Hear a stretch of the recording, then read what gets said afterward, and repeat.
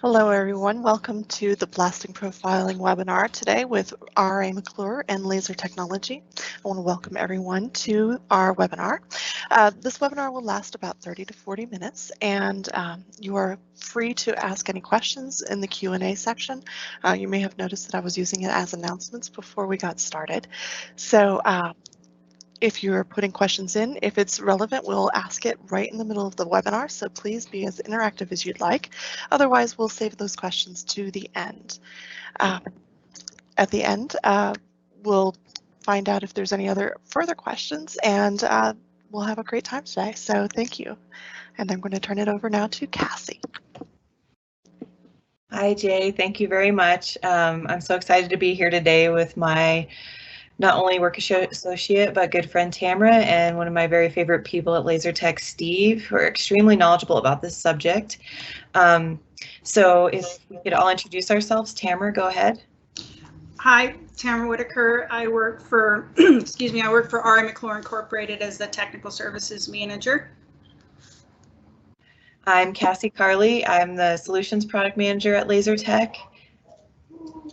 And Steve Colburn, Applications Training Specialist here at Laser Tech. So today we're going to talk about, well, Tamara's first going to cover blast design in general, how it's evolved, what are the ins and outs of it.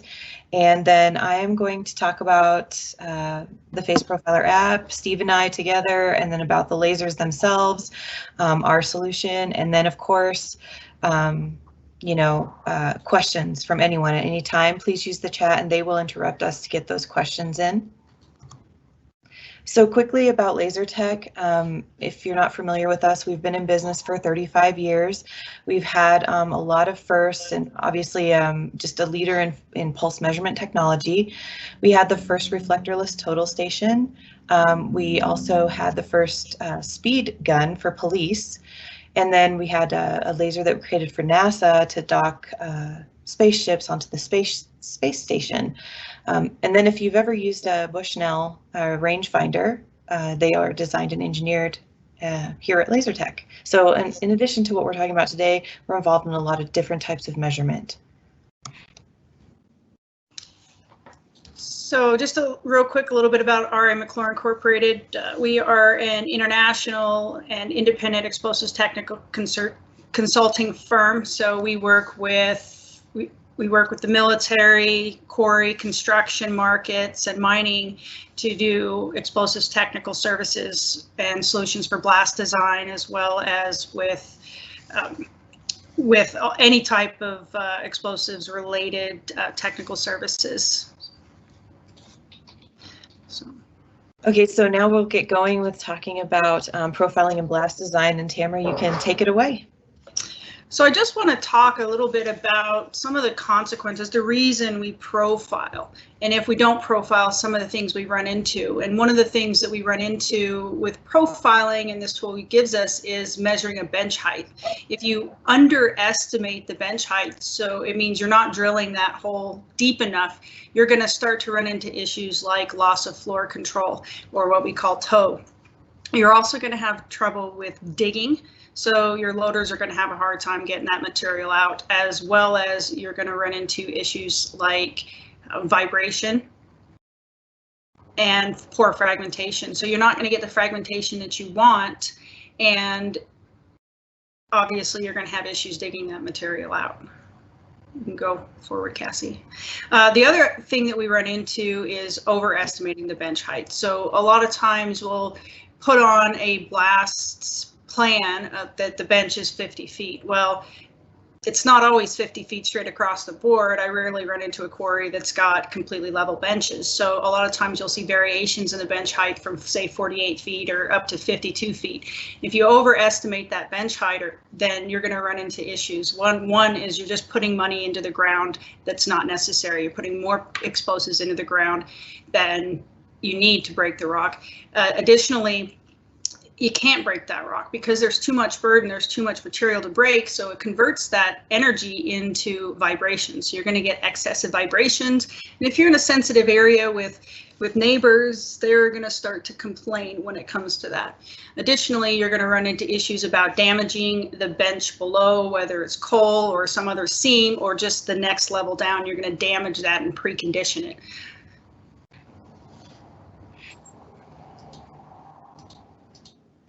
The other things that we run into with measurements is underestimating that burden. So assuming there's less burden than there actually is. So if you're not measuring that profile and you underestimate that burden, you're going to run into issues like tight digging at the toe again. So you have more energy, or you don't have enough energy to break that rock. So then you're going to get poor fragmentation. You're going to get those toe issues again, the loss of floor control. You're also going to run into, similarly, like when you overestimate and drill too deep, you're going to run into excessive vibration. Conversely, if you're overestimating the burden, so you think there's more burden than there actually is, one, you're wasting energy. So you've got more powder, more explosives in the hole than you need to break that rock. So you're wasting money. But the big one is you've got the huge potential to have fly rocks. So you've got more energy than you need, and explosives are lazy, right? So they're going to go to the path of least resistance. They're going to follow that underburdened area, and they're going to potentially cause a significant incident, whether it's fly rock or air overpressure. So all big safety concerns. So why we profile, and one of the things that we're doing is safety, right? You want to make sure you're reducing the potential to cause injury or damage to property. Additionally, there's regulations where if you have to deal with the environment around you, the neighbors around you, and you also want to, we have certain regulations that we have to abide by. Another big one, or one where you start to optimize your blast, you are looking at the performance. So getting the hole where you need, so you can have the appropriate explosives distribution throughout the entire hole and optimize that blast.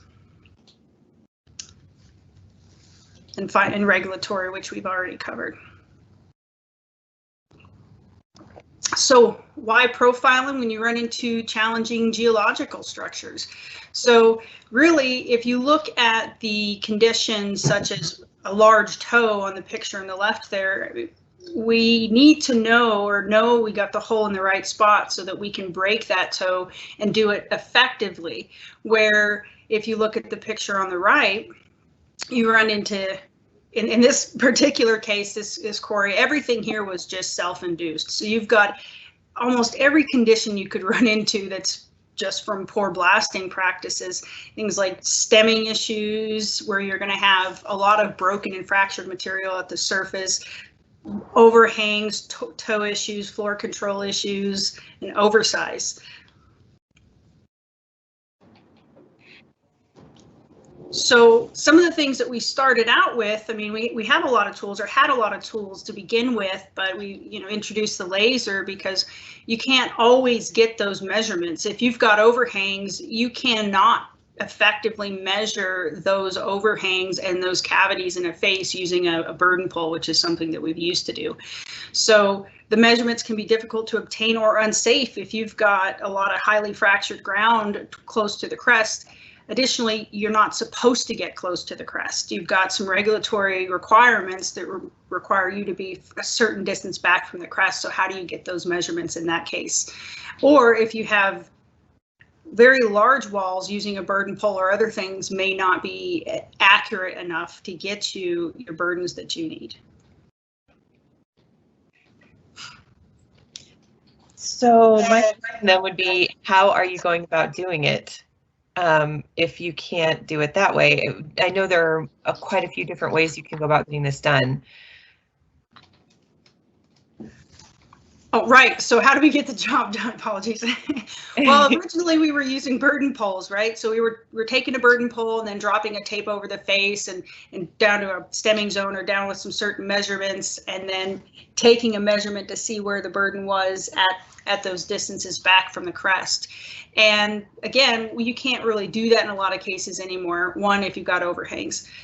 The other method is surveying. So you've got a couple of things that you can do with, whether it's a 2D system, you've got 3D lasers or photogrammetric systems that you can use.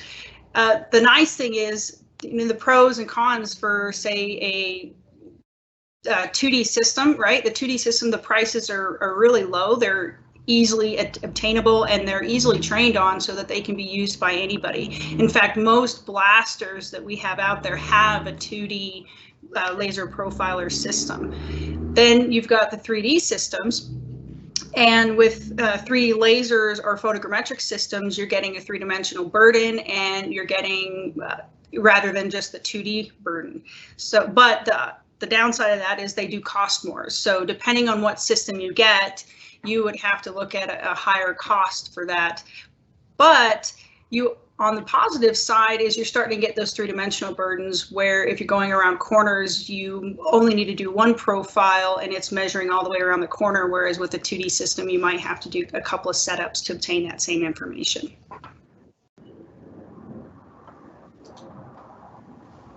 So, in summary, one of the biggest reasons that we do blast design is to minimize the potential for fly rock or air overpressure and to ensure that we're doing it safely. Reduce the vibration so you're not putting too much energy into the blast and you aren't turning that energy into vibration.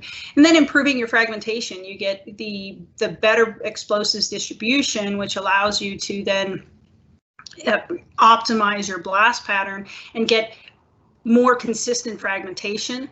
And if you're designing your blast correctly, you get less energy back into the high wall, so you get better high wall stability. So now you're looking at better high walls and more less fragmentation, less back shatter and overbreak. And then at the very end, if all of this goes into play, then you get a better optimized blast pattern, better fragmentation, better floor control, and just an improved overall explosives distribution. Thanks, Tamara. So that brings me to talk about the face profiler solution that we have here at Laser Tech.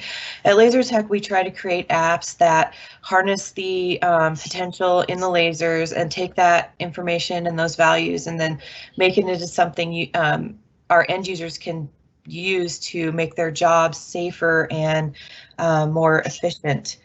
So that's what we've done with Face Profiler. It is for the blasting industry to create the 2D profiles, as Tamara was saying.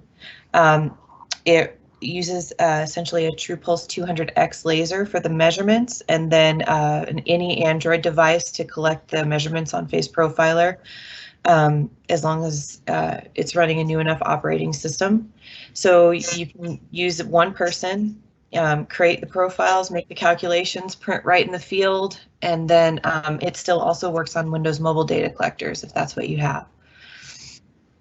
And this to the first component in the solution, which would be the laser measurements, the most important part. And Steve is going to talk to us about laser measurements and how lasers work.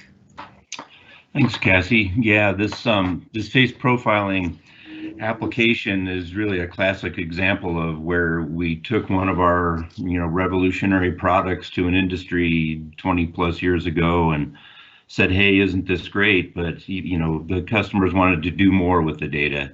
Bench height was great to get, but they really wanted that profile of the face and get that detail. So that's kind of how it was born. But to get that basic bench height, though, I'm going to go over that here. And the laser that we're using in our products is called a pulse laser, a little bit different maybe than what some people might be used to. A surveyor on the side of the road is using a phase laser, a little more accurate. But the pulse laser has the ability to go right to any type of surface. You don't need a reflector or a specific target. It can go right to the face of the pit there. So great capability it has. So we combine in with that distance sensor a tilt sensor, just like you normally see, to measure vertical angle. So the raw data that you'll get out of the laser is that slope distance or SD value and the inclination value, and then it will calculate right on board, just using basic trig, the horizontal distance and that vertical distance. So both of those, are critical to do any kind of profiling of the face. So for bench height, then it's really that vertical distance component, that opposite side of the triangle there that you want to use. And a real simple way to do it is just to take how far the laser is above the ground and just take a single shot up to the crest and add in that vertical distance, right? Now this will only work if you're been using laser profiling, have a nice smooth floor, and your elevation where you're standing is the same elevation as the toe, but that's pretty rare. So a better way to do it, the best way to do it, is to measure two vertical distances, right? You've got that one up to the crest, and then you just take one down to the toe or the floor elevation, and then you can add these two together. So those users who want to just maybe go out and check a quick bench height with one of our lasers, you would want to use what we call on our lasers the missing line routine. And that will do this for you. Shot 1 to the crest, shot 2 to the toe. You scroll to that vertical distance solution and it's added those two together for you and gives you that value. Users of our lasers, I just want to caution you, if you see that height routine on there, the 3-point height routine where it's distance and then angle, that's a little tricky to use on benches where you most often got some slope. You know, that crest point isn't directly right over the toe point. You've got some slope to it there, so better to use our missing line routine. And thankfully, that's what we use on purpose in the app that we developed, is this VD plus VD. Thanks, Steve. Okay, so that is all the laser measurements that you can get, and what Steve was talking about as far as bench heights were just handheld, you know, quick bench heights with the laser where you're not having to incorporate with the app to get those values. You can just take them at any time, just any of the measurements with the laser at any time. This is going to get more into the app itself as we go forward. So the Face Profiler app, when you're setting up to actually do the profiles, when you're wanting to measure more than just bench heights, will capture all those laser values, bring them in and let you get your bench heights, minimum optimum burden, hold depths, and it does it in a way that's, like Tamara said earlier, just about anybody can use, and then displays those measurements in real time on the data collection screen. So really quickly, the Face Profiler app runs on Android and on Windows Mobile for collecting the profile measurements.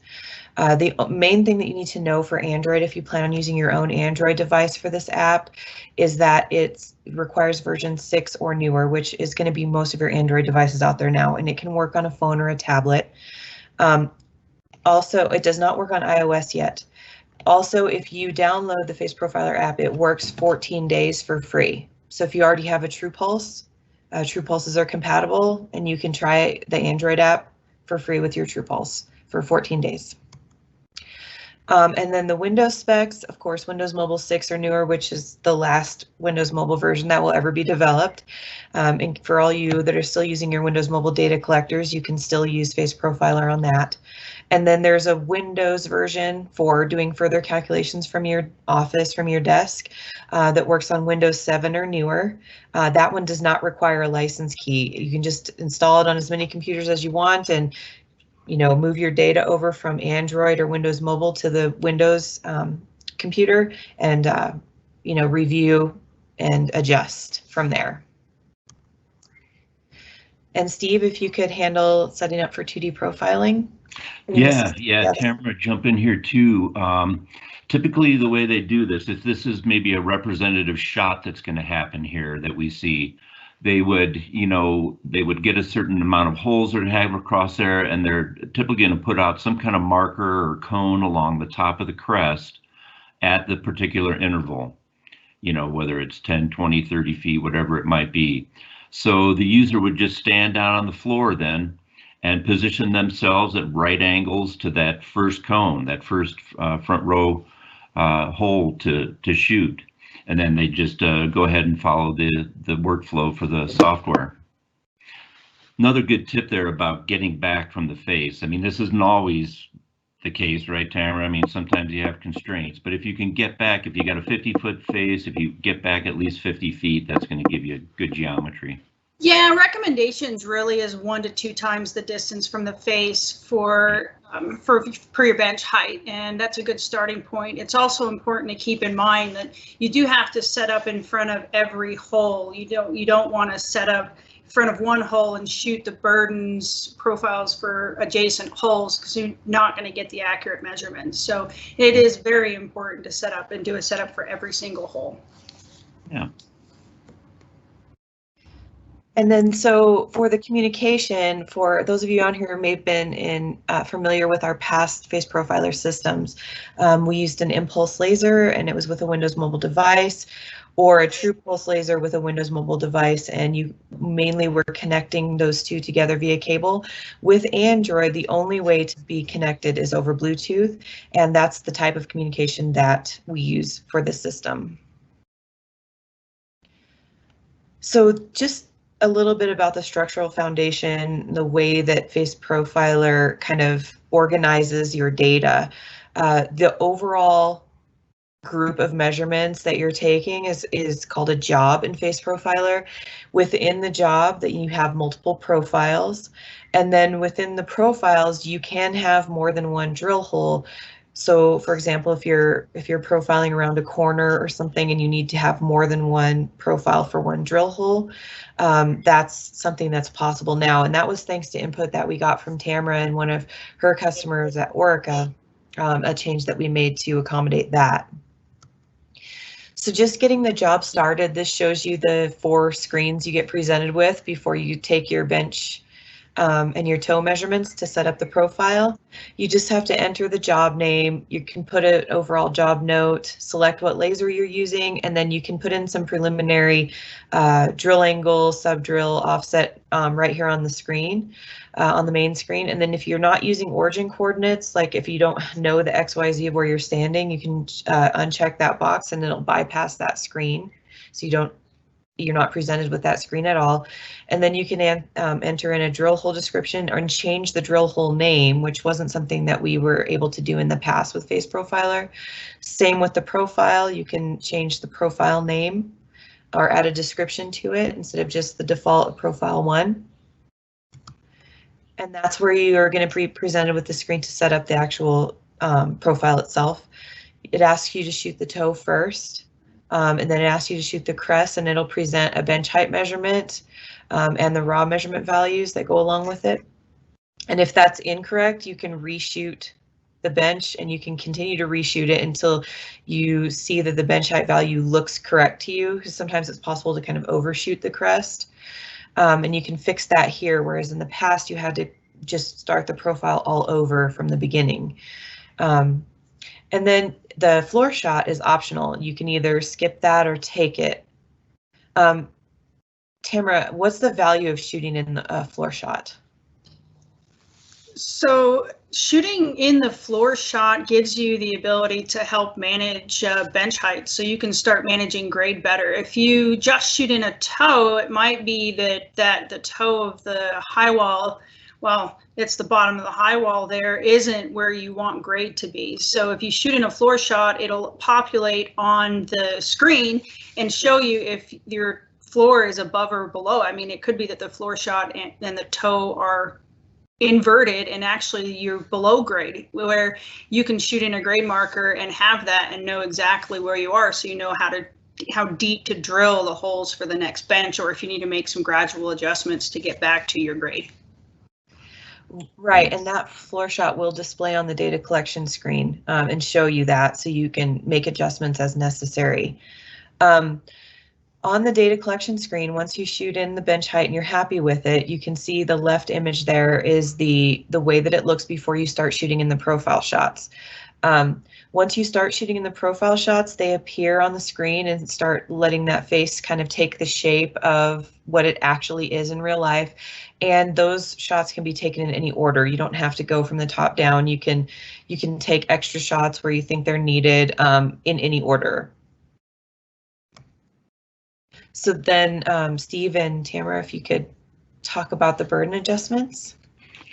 Sure. The first one on the left there we call toe adjustment, and this is for the pretty common case where you've got some kind of slough material remaining at the bottom of the high wall. I mean, the guys do a great job of mucking it out after a shot, but pretty often there's some kind of rubble or something at the bottom of the high wall. And that's unconsolidated material. You really don't want to treat that as the solid face for blasting. So you want to measure to the base of that rubble for your toe shot. That's fine. But then you can come into the adjustment screen here and you can pick a height interactively right on the screen that's above that bit of rubble at the base, and you can see the profile will just get cut off right there. It will follow the trend of the face as it comes down and just project a point down and essentially remove all that unconsolidated material from the solution. And then stemming on the right there this is primarily for the top of the hole. Of course, stemming can happen anywhere in the hole for seams and stuff, but this is really for unconsolidated material, again, at the top of the hole that you want to stem for.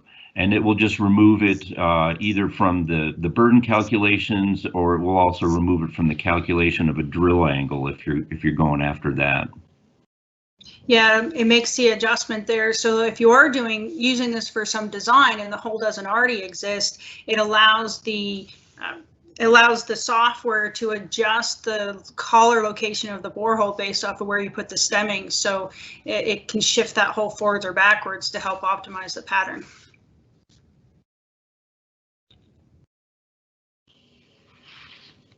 And then again, it's this can be done pre or post drill, right, Tamara? I mean, the best way to do it is before you drill, and then go back and design it all after the drill too, in case you have deviation and stuff. But if you're doing a pre-drill and you just have a certain setback that you're going to go with, to calculate burden, the most simple way, then you can just enter that whole offset, whether it's 10 feet or 15 feet or whatever, back from the crest position. You put in your angle, typically 0, but you can put in an angled hole if you want. You specify the increments that you want, things like that, and then you can get the burden and calculated at depth.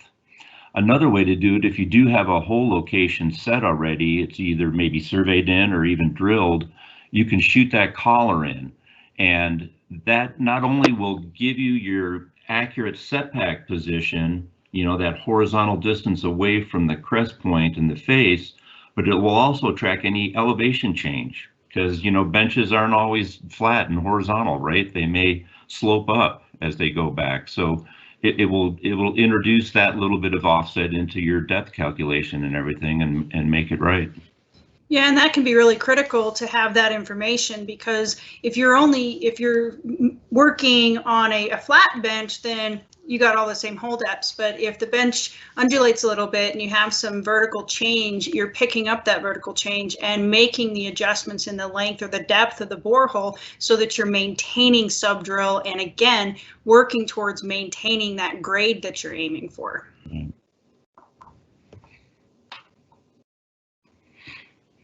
So then if you want to actually use the app to calculate a drill hole placement, you can do that too. You can measure the face and then put in your minimum, either your minimum burden or an optimum burden. You can go either way, and then go ahead and have it calculate a placement for it. So it will take the slope of the face, work with your burden value, and calculate a setback and a drill hole angle to measure to. So, this will go down to the 10th or 100th of an angle, a degree there for your angle. Now, not all drills can obviously do that, or, go to that. Some of them have 5-degree increments and stuff. So the next slide will show that one with that fixed increment on it. So you just give it the same parameters for burden and that fixed increment, maybe a max you want to go to, and then you can calculate your results. And then when you hit those calc buttons there, you get both a graphical and a tabular representation of the burden table.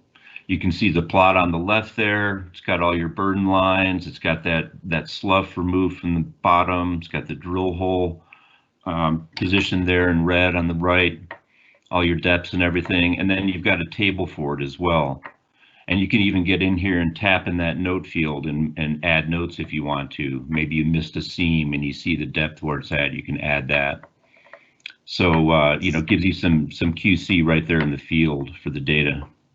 Right, which is really beneficial on that side, because if you don't, sometimes there is a softer seam where the laser doesn't necessarily pick up the change in material, but you can see it and you can note that using the software. But if you miss that, or you want to look at that a little closer and at what depths those are at, you can actually, when you're looking at the table, you can identify that quite well. So then you know if you need to make changes in hole loading or maybe stem through that zone so that you reduce the potential for fly rock or something in that case. Yeah. So there are quite a few different reports that come out of Face Profiler. You can generate them right on the data collector, right on the Android device, and email them from the Android device, or print them right in the field. So from Android, if you're ever familiar from printing from your phone or from your tablet, you just have to have the correct driver installed. So you just, to know if a printer is compatible with Android, you just search the Google Play Store and look for the driver for it. So I typically put in the model and name and number of the printer in the Play Store, and then see what drivers pop up. Then you install them, and they run in the background. They don't have like an icon on your screen or anything. They're just there, and then you can print to that printer right in the field, or you can print to that printer from your desk, or you can use the Windows version, move your data over there, look at it further, and make your reports and print from Windows if you prefer to work that way. So of course, again, the expected results, we want everybody to work safely and efficiently and not spend as much money, more money than they have to get the job done. And then also to get the most accurate data they can, have instant calculations, and then, you know, print them, use them right in the field right then, or, you know, manipulate them back at the desk later and use them from that point. If anyone has any questions, now would be a great time. Yeah. Cassie, we do have some questions. The first one I have here, Face Profiler Android, is that compatible with all TruePulse models? So it is compatible with every released TruePulse product, yes. So that would be TruePulse 360, which has the compass inside, the TruePulse 200X, the TruePulse 200, as long as it's bidirectional Bluetooth, which would be most of the models purchased within the past 5 years or newer. Just not the True 200L, just because it doesn't have output, but yeah, that's the only one. Right, so that one doesn't have a serial port or Bluetooth, so it can't communicate. Yeah. So any of our Bluetooth communicating lasers, yes, are compatible with Face Profiler. Steve, did you have a question that you were going to address? No, I was looking at the Q&A and saw that one pop up. Okay. That one too. Another question that I have is there's continuous mode in the TruePulse units. Can you use that with Face Profiler? Cameron, you want to take this one? Yeah, I mean, it works with the Face Profiler app. The big caveat with that is because the laser is taking, it's a pulse laser, so it's taking several points to make up a measurement, and then verifying all those measurements, you need to definitely take your time to do it. And you'll know if you're going too fast is if you're taking readings, and as you go down and stop and let go of the laser, it then continues to make the sound, the laser sound, that it's taking points. So be sure if you're gonna use that continuous mode that you are doing it very, you're taking your time when you're doing that so that you're not getting inaccurate readings. Right, and not only the speed, Tamara, but I'll say the steadiness of your motion or the smoothness of your motion too. Of course, you don't want to be jerky and, you know, backtracking and trying to do all that.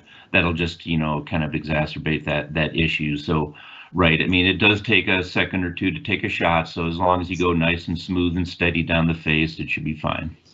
And additionally, the speed or the jerkiness, it's going to really help if you're set up on a tripod, which is all we recommend when taking points, is that you're set up on a tripod or a monopod that's level so that you're taking accurate results. If you're just holding the laser in your hand and trying to profile, you're not picking up all the inclinations you need to, and you're not holding it steady and may not be taking it levelly, so perfectly vertical up and down, and then might not be getting the accurate readings for your profile.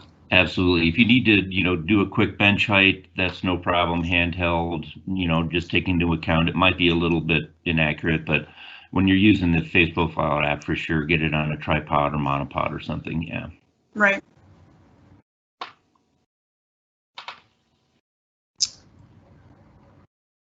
All right, Jay, is that it for us for questions? I believe it is, unless we have a few more coming in. I'll give it a couple more minutes, and while we're waiting, I wanted to thank everyone for joining us today. We enjoyed having you here, and we enjoyed having the questions. Today's webinar has been recorded, and we will be sending out a link for watching on demand in the next few days, but you had to attend live in order to be entered into the drawing for the Face Profiler system. So good luck to all of those who are here live. I do have an additional question. If the area in front of the face is limited, what is the closest you can profile? Well, the laser itself doesn't have a minimum range. You can shoot right up to the faceplate, but that'd be pretty tricky. You obviously want to get as far away as you can.